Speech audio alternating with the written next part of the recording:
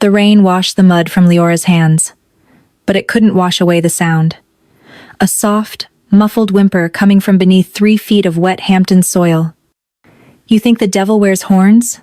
He doesn't. Sometimes, the devil wears a custom-tailored Chanel suit and holds a silver-plated shovel.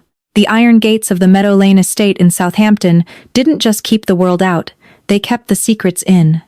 Leora Jenkins learned this on her very first day as a housekeeper for the Castile family. At 28, Leora wasn't there by choice. Drowning in over $150,000 of her late mother's oncology bills from Mount Sinai Hospital, she had taken the position through an elite, highly discreet domestic staffing agency. The pay was exorbitant. The NDA was thicker than a phone book, and the unwritten rule was simple. See nothing, hear nothing, say nothing. The patriarch of the estate was Gabriel Castile. To the financial world of Manhattan, Gabriel was a venture capitalist with aggressive, sometimes hostile, takeover strategies. To the underworld, he was the ruthless head of a syndicate that controlled the eastern seaboard's shipping ports. He was a man made of sharp edges, impeccably dressed, wearing a platinum Patek Philippe, and possessing eyes as cold as a winter Atlantic. But Gabriel had one glaring vulnerability: his 4-year-old son, Leo. Leo's mother had died in a car accident on the Long Island Expressway when the boy was barely a year old. Since then, Gabriel had guarded the child with suffocating intensity. Leo was a sweet, painfully shy boy who loved building wooden train sets and hiding behind Leora's apron when strangers visited the house. For the first 2 years of Leora's employment, life was a quiet, tense routine. Then, Victoria Sterling arrived. Victoria was the daughter of Richard Sterling, a heavy-hitting patriarch from a rival Chicago syndicate. Her engagement to Gabriel wasn't born of love. It was a highly calculated corporate merger designed to unite 2 warring territories. On paper, Victoria was flawless. She was a former socialite with auburn hair, an Ivy League education, and a smile that could disarm a judge. But Leora, who spent her days dusting the corners of the grand rooms, saw the cracks in the porcelain. The first incident happened 3 weeks after Victoria moved into the primary suite. Gabriel was in Boston for a logistics meeting. Leora was polishing the mahogany banister when she heard a sharp slap echo from the second-floor landing, followed by a sudden, terrifying silence. Leora rushed up the stairs to find Leo sitting on the Persian rug, clutching a red, hand-shaped welt on his cheek, tears silently streaming down his face. Victoria stood over him, casually adjusting her diamond tennis bracelet. "He tripped," Victoria said, her voice perfectly level, not even bothering to look at Leora. "Clean him up, Leora. And if Gabriel asks, the boy was being clumsy on the patio." Leora knew better than to argue. She gathered the trembling boy into her arms, taking him to his nursery to apply a cold compress. When she asked Leo what happened, he just buried his face in her shoulder and whispered, "The lady doesn't like me." Over the next few months, the psychological warfare escalated. Victoria was a master of plausible deniability. If Leo's favorite stuffed animal went missing, Victoria claimed the landscaping crew must have accidentally thrown it away. If Leo missed lunch, Victoria smoothly told Gabriel that the boy had thrown a tantrum and refused to eat. Victoria's motive was transparent to anyone paying attention. She was pregnant. Though she hadn't announced it yet, Leora had found the prenatal vitamins from Dr. Harrison Aris, a high-end concierge doctor, in Victoria's bathroom vanity. Victoria didn't want a stepson inheriting the Castile Empire. She wanted her own bloodline on the throne, and little Leo was a 4-year-old obstacle in her path. Leora tried to intervene in small ways. She would sneak extra sandwiches to the nursery or intercept Victoria before she could find Leo alone. But Leora was just a maid. If she went to Gabriel, it would be her word against the future queen of his empire. In the Mafia, maids who told inconvenient truths didn't get fired. They simply disappeared. The tension in the house grew thick, a coiled spring waiting to snap. And in late October, as the sky over the Hamptons turned a bruised, violent purple, the spring finally broke. The meteorologists called it the worst nor'easter to hit Long Island in a decade. Torrential rain battered the bulletproof glass of the Castile mansion, and the wind howled through the ancient oak trees lining the driveway. It was October 14th. Gabriel was in Miami, finalizing the paperwork for a massive port acquisition. He had taken his core security team with him, leaving the estate relatively bare. Because of the severe weather warnings, Victoria had magnanimously told the day staff to go home early.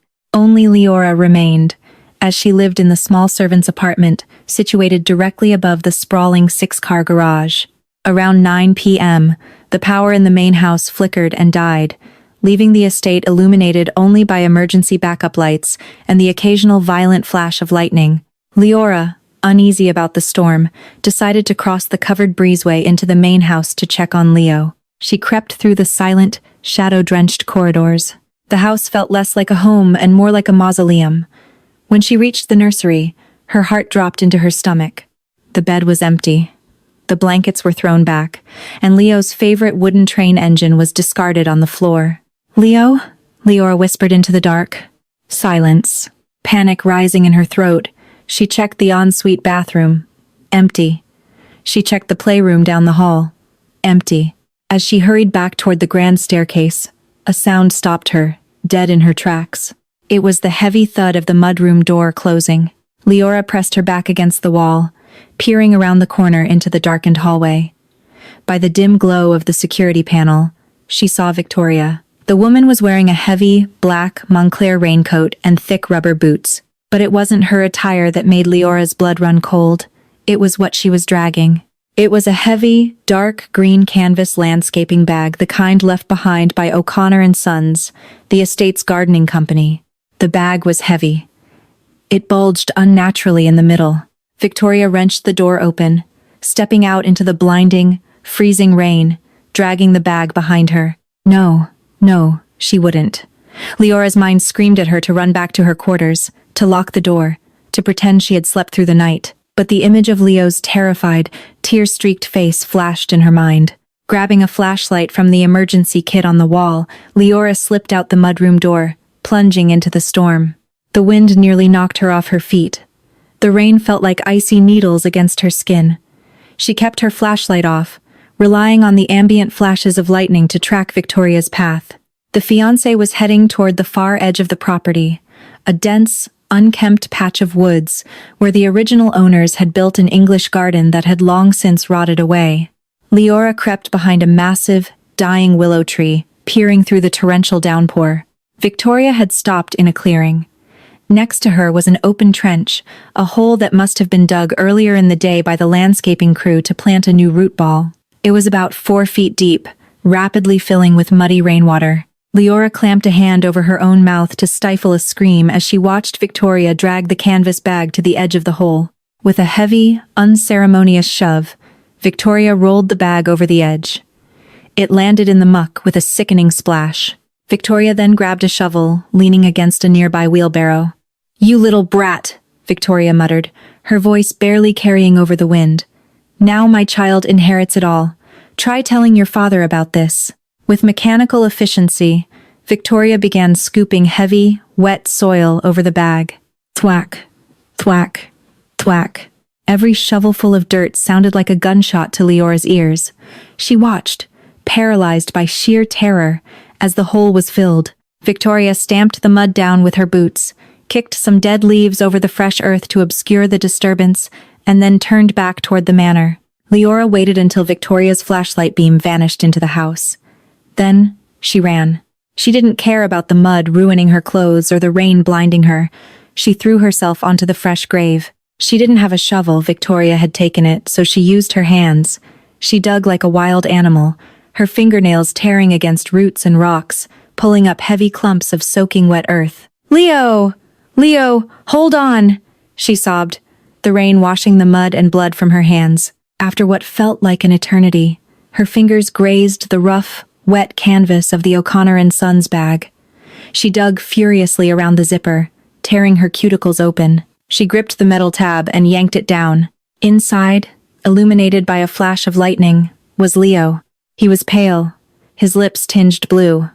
He was wearing his Spider-Man pajamas, completely unconscious. Dirt had seeped through the zipper, coating his cheek. Leora grabbed him, hauling his limp body out of the bag and pressing her ear to his small chest. Thump. Thump, thump. His heartbeat was painfully slow, shallow. Victoria had drugged him likely with crushed Ambien from her vanity before putting him in the bag. He was hypothermic and barely breathing, but he was alive. Leora held him tightly to her chest, rocking him in the mud. She needed to call the police. She reached into her pocket for her phone, but stopped. Gabriel Castile owned the Southampton police chief. If she called 911, the dispatcher would alert the local precinct, and the precinct would immediately call Gabriel or his fixers. By the time the police arrived, Victoria would spin a story. She would claim Leora was a disgruntled, psychotic employee who had kidnapped the boy and tried to bury him. Victoria had the wealth, the power, and the Sterling family lawyers. Leora had $150,000 in medical debt and dirt under her fingernails. She couldn't run to the authorities. She couldn't run to Gabriel. He was in Miami and completely blinded by his new fiancée. There was only one option. Leora zipped the empty landscaping bag back up, kicked the dirt back into the hole, and stomped it down exactly as Victoria had done. She erased her own tracks in the mud as best she could. Then, she picked up the unconscious boy, hiding him under her rain jacket, and carried him through the storm, not to the main house, but to the hidden cellar beneath the garage where the old vintage cars were stored. She was going to have to hide the Mafia boss's son from the Mafia boss's wife, and she was going to have to do it right under their noses. The morning sun broke through the dissipating storm clouds, casting a harsh, mocking light over the Meadow Lane estate. The world outside looked battered but washed clean. Inside the Castile Manor, however, a very different kind of storm was just making landfall. At 7 a.m., a piercing, theatrical scream echoed from the second floor. Leora, who had not slept a wink, was in the kitchen brewing espresso. Her hands shook violently against the marble countertop. Down in the climate-controlled vintage car cellar, hidden behind a false utility wall, little Leo was wrapped in 3 wool blankets in the back seat of a covered 1965 Aston Martin DB5. He was still groggy from the Ambien, terrified, and running a low-grade fever. Leora had promised him that if he stayed as quiet as a church mouse, she would bring him pancakes. Footsteps thundered down the grand staircase.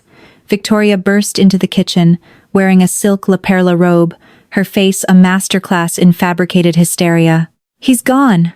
Victoria shrieked, clutching the collar of her robe. "Leora!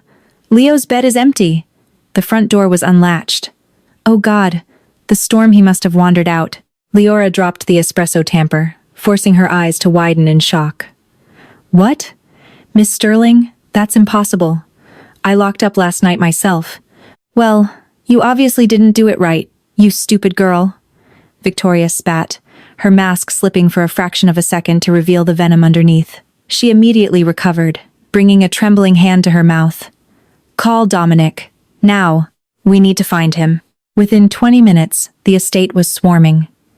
Dominic, Gabriel's fiercely loyal head of security, arrived with 6 men in black SUVs. They didn't call the Southampton police. In their world, you handled your own messes. By 9:30 a.m., the unmistakable, heavy, rhythmic thumping of a Sikorsky S-76 helicopter vibrated through the windows. Gabriel Castile had returned from Miami. When Gabriel stepped through the front doors, the temperature in the room seemed to drop 10 degrees. He wasn't wearing his usual tailored suit. He was in a dark cashmere sweater and slacks, looking like a man who hadn't slept, but rather spent the night sharpening knives. His jaw was set, his dark eyes scanning the foyer like a predator analyzing a battlefield. Victoria immediately threw herself into his arms, sobbing into his chest. "Gabriel, I'm so sorry. I checked on him at midnight. I swear I did. But the wind, the thunder, he was always so afraid of the noise. He must have panicked and run outside." Gabriel held her, but his eyes were entirely devoid of warmth. "My son," he said, his voice a low, terrifying rumble that commanded absolute silence from everyone in the room, "is 4 years old. He cannot reach the deadbolt on the front door." Victoria stiffened slightly against him. "The storm knocked the power out, darling. The electronic locks disengaged. The wind must have blown it open." It was a brilliant lie. The backup generator took 60 seconds to kick in. During that window, the magnetic seals on the doors would have been powerless. Victoria had thought of everything. Search the grounds, Gabriel ordered Dominic. Every inch. Check the cliffs, the private beach, the shoreline. If he's out there, he's freezing. For the next 6 hours, Leora lived in a state of agonizing suspense. She joined the search parties, pretending to look under hedges and inside pool cabanas. Every so often, she would catch Victoria staring out the window from the primary suite, her eyes fixed entirely on the shoreline, deliberately ignoring the dense woods at the far edge of the property where the old English garden lay. Around 3 p.m., Leora managed to slip away to the garage. She bypassed the security cameras, she knew their blind spots from years of dusting them, and descended into the cellar. Leo was awake, curled into a tight ball in the leather back seat of the Aston Martin. His fever had worsened. His breathing was slightly ragged. "Leora?" he whimpered, his voice raspy. "I'm here, sweetie," she whispered, handing him a bottle of water and a stolen blister pack of children's Tylenol. "You're doing so good. You're so brave." "My head hurts," Leo cried softly. "Why did the lady put me in the dark bag? It smelled like mud." Tears pricked Leora's eyes. She stroked his messy hair. "I know, baby. I know. But your daddy is home now. I'm going to make sure he knows exactly what happened. But you have to stay hidden just a little bit longer. Can you do that for me?" Leo nodded, his small hands clutching her apron. Leora knew she was running out of time. Leo needed a pediatrician. If she waited much longer, the dampness of the cellar would turn his fever into pneumonia. She had to tell Gabriel. But if she walked into a room with both Gabriel and Victoria, Victoria would deny it, frame Leora, and have her killed before supper. She needed Gabriel alone. The opportunity came at dusk. The search teams had turned up nothing but wet leaves and frustration. The atmosphere in the manor was suffocatingly bleak. Victoria had taken to her bed, claiming the stress was threatening her pregnancy, a strategic move to keep Gabriel emotionally tethered to her. Gabriel, however, was not in the bedroom. He was in his ground floor study, pouring a glass of Macallan 25, staring out the window at the relentless, gray Atlantic Ocean. Leora took a deep breath, smoothing her apron, and knocked on the heavy oak door. "I told everyone I wanted to be alone," Gabriel snapped without turning around. "Mr. Castile, it's Leora," she said, her voice shaking slightly. "I have something to tell you about Leo, and if I don't say it now, I might not survive the night." Gabriel slowly turned around. The glass in his hand stopped halfway to his mouth. His eyes locked onto hers, analyzing her terror, reading her micro-expressions with the accuracy of a human polygraph. He set the glass down. "Speak." "I know where he is," Leora said, stepping fully into the room and closing the door behind her. "He is alive. But you need to promise me, on your son's life, that you will come with me right now, alone, and that you will not tell Miss Sterling." Gabriel crossed the room in 3 long strides, towering over her. The menace radiating from him was palpable. "If this is a ransom demand, Leora, I will dismantle you piece by piece." "I don't want your money," Leora fired back, surprising herself with her own venom. "I want to save your son from the woman sleeping in your bed. Follow me." Gabriel's jaw twitched. He slipped a compact Glock 19 from his desk drawer, tucking it into the back of his waistband, and nodded. Leora led him through the kitchen, out into the breezeway, and down into the garage. She punched the code into the utility keypad, and the false wall slid open. Gabriel's breath hitched as he stepped into the cold, dimly lit cellar. Leora led him to the Aston Martin and opened the heavy door. Gabriel dropped to his knees on the concrete floor. "Leo," he choked out, his ruthless Mafia facade shattering into a million pieces.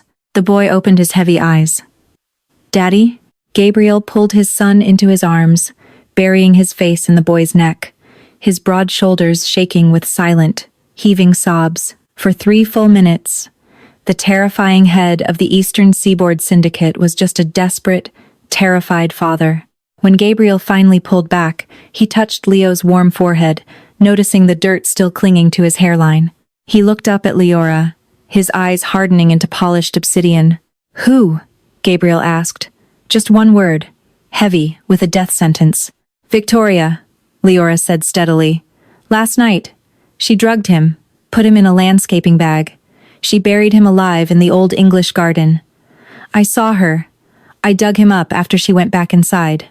Gabriel looked back at his son. Leo, is this true? Leo sniffled, clinging to his father's sweater. The lady put me in the dark. It was cold. Leora digged me out. Gabriel stood up. He didn't shout. He didn't break anything. The absolute stillness of his body was infinitely more terrifying than any rage.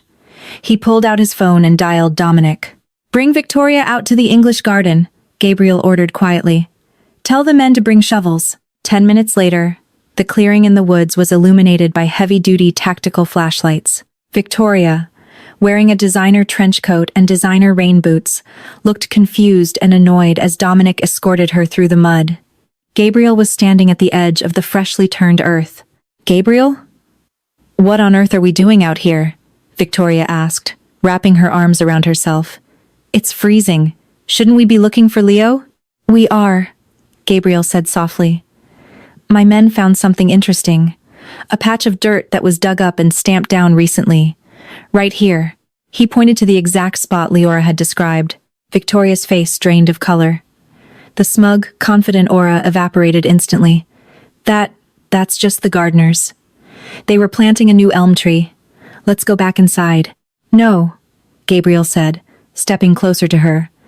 I want to see what's under the dirt. Dominic, hand my fiancé a shovel. Dominic stepped forward, holding out a mud-caked spade. I am not digging in the mud, Victoria scoffed, her voice pitching up in panic. I am pregnant. Gabriel, stop this nonsense. Gabriel drew the Glock from his waistband and aimed it directly at her chest. Dig. Now. Victoria let out a terrified sob, grabbing the shovel with trembling hands. She began to scrape away the heavy, wet soil. Every scoop brought her closer to what she believed was the rotting corpse of her stepson. Tears of genuine terror streamed down her face. Gabriel, please, she begged, hitting something soft in the dirt. Please, don't make me do this. Open it, Gabriel commanded. Victoria dropped to her knees in the mud, sobbing hysterically as she reached into the hole. She gripped the metal zipper of the green O'Connor and Sons canvas bag. She squeezed her eyes shut, unable to look, and yanked the zipper back. Silence. Trembling, Victoria opened her eyes. The bag was empty. She stared into the dark, empty void of the canvas, her mind snapping, trying to comprehend how a dead boy had vanished. She looked up, her face smeared with dirt and mascara. From behind the wall of Gabriel's armed men, Leora stepped forward, holding Leo wrapped tightly in a thick, warm blanket. Victoria let out a guttural scream of absolute shock. No, you were dead. I watched you go to sleep. In her panic, she had just confessed to everything. Gabriel holstered his weapon. He didn't need to shoot her. Death by a bullet would be too quick, too merciful. He looked at Dominic. Take her to the Chicago Syndicate, Gabriel said, his voice void of any emotion. Deliver her directly to her father, Richard Sterling. Tell him the merger is permanently cancelled. And tell him that if he ever wants to see his daughter breathing outside of a concrete basement again, he forfeits the Great Lakes shipping routes to me. Dominic nodded, grabbing the screaming, thrashing Victoria by the arms and dragging her away from the grave she had dug. Her cries faded into the sound of the crashing ocean waves. Gabriel turned to Leora. The coldness in his eyes melted away, replaced by something resembling profound reverence. Your mother's hospital debt at Mount Sinai, Gabriel said quietly. It is gone. The mortgage on your family's home in Queens. It is gone. You will never scrub another floor in your life, Leora. But you will not leave this family. You are Leo's guardian now. Whatever you need, whatever you want, you ask, and it is yours. Leora looked down at the little boy in her arms, who had finally fallen into a peaceful, safe sleep against her shoulder. She smiled, brushing the last speck of dirt from his cheek. I think, Leora whispered, we'd like some pancakes. In the end, Victoria Sterling learned that marrying into the mob doesn't make you royalty. It just places you in the crosshairs. Gabriel's empire expanded, fueled by the leverage he held over Chicago, while Leora traded her maid's apron for a seat at the head table. Little Leo grew up surrounded by shadows. But thanks to the woman who dug him out of the dark, he never had to fear them.